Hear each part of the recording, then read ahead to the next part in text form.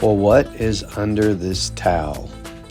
In just a minute, you're going to see what is possibly one of the worst dash situations that we've ever seen here at Coverlay on this Mitsubishi Galant.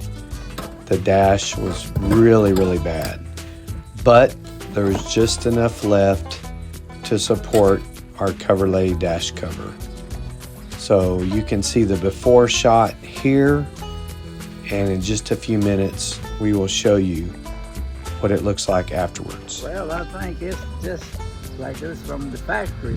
You can't even tell that nothing was wrong with it, but it was all torn to pieces. It was just broken to pieces, and I sure love it. Voy a decir que el carro estaba bien destrozado de la dash, pero me hicieron un trabajo muy bueno. No puedes desconocerle si tenía algo malo, nada, se mira como nuevo. Muy buen trabajo. Gracias a Dios. So here is the after shot.